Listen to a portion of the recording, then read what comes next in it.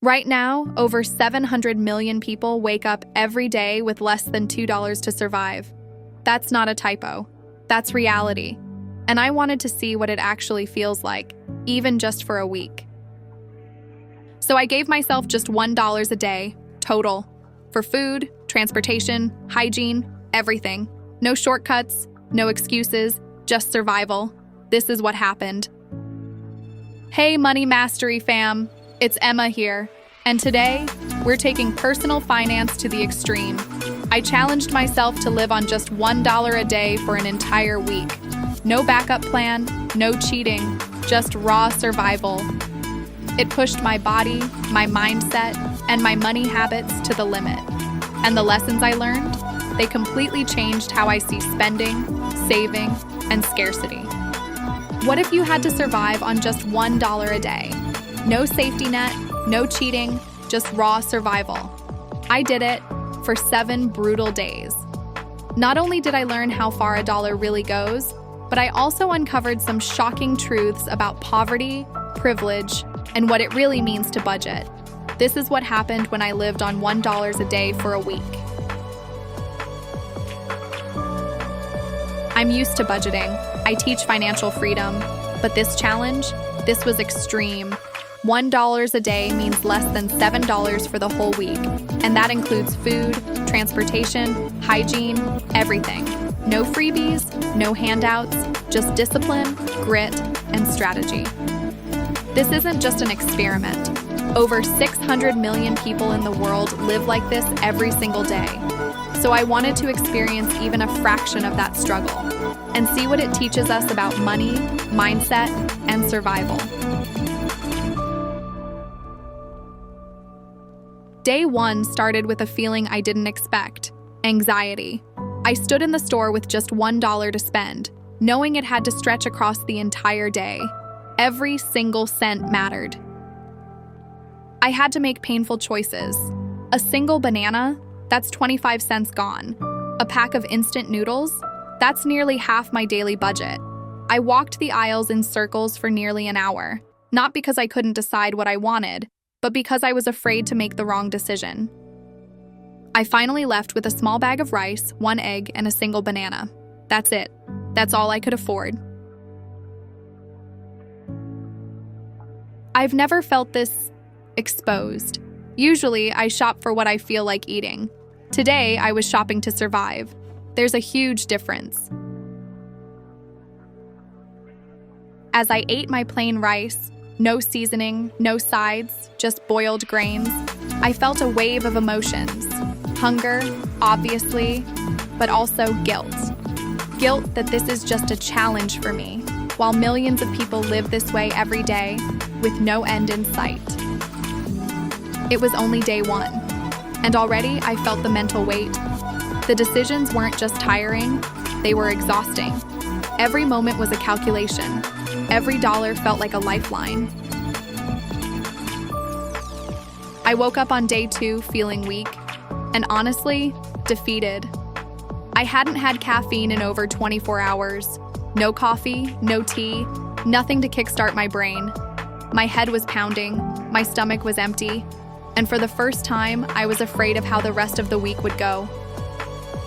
I had some rice left from the night before, not much, just enough for a small breakfast.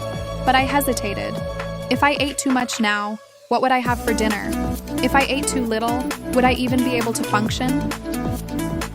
It wasn't just hunger, it was the constant pressure, the mental math, the rationing, the gnawing fear that I'd run out of options.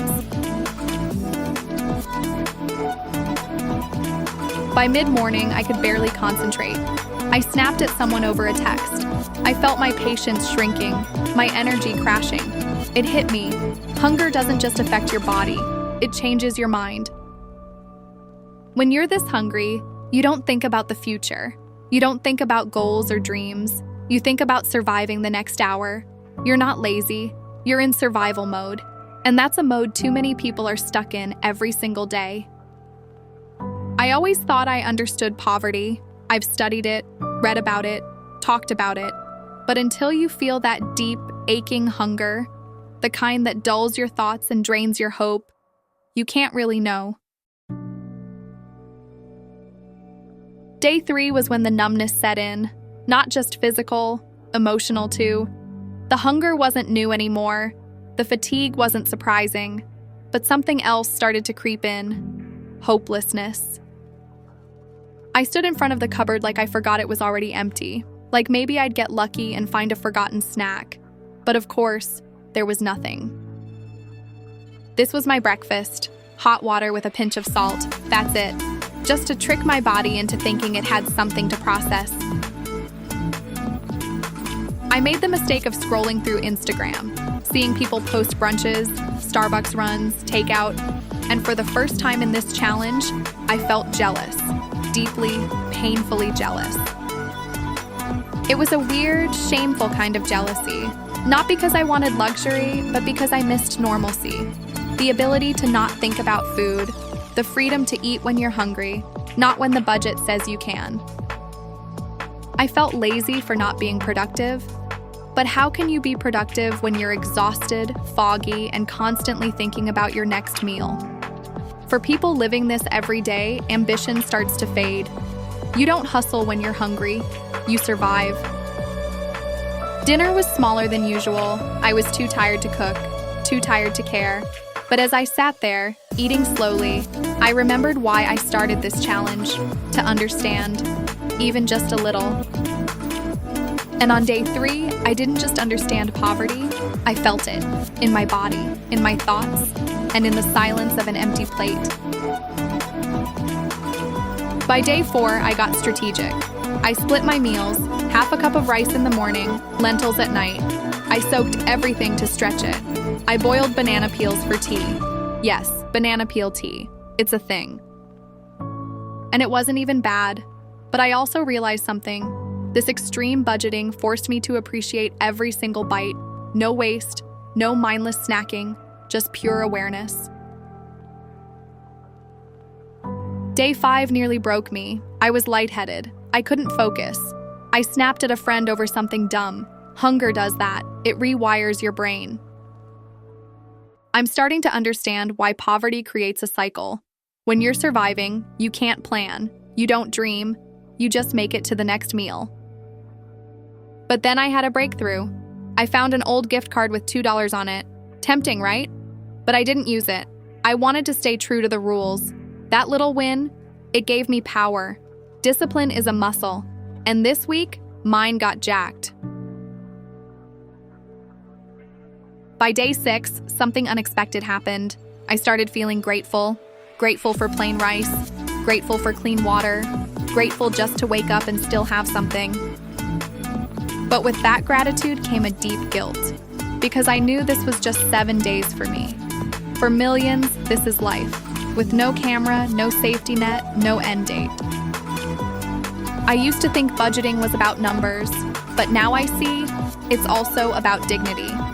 And when every dollar is a decision between food, soap, or transportation, you start to understand how easy it is to fall behind and how hard it is to climb back up. On day 7, I made my last meal. A little rice, a little lentils.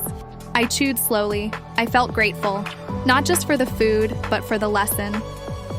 Living on $1 a day showed me something no spreadsheet ever could. Money is emotional, and survival isn't about being strong, it's about being resilient. This challenge taught me 3 big money lessons I'll never forget.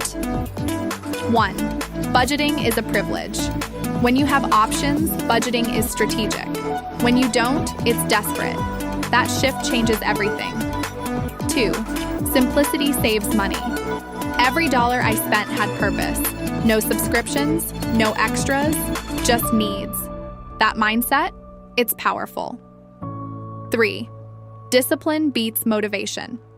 I didn't feel like doing this, but I did it anyway. That's how wealth is built, one hard choice at a time. I don't recommend living on $1 a day. It's not healthy and it's not sustainable. But if there's one thing I hope you take from this video, it's this: respect your money. Respect those who have less. And remember, Financial freedom starts with awareness. If you made it this far, thank you. Subscribe if you want more real challenges that reveal the truth about money, mindset, and the human hustle. And hey, go eat something delicious today. You've earned it.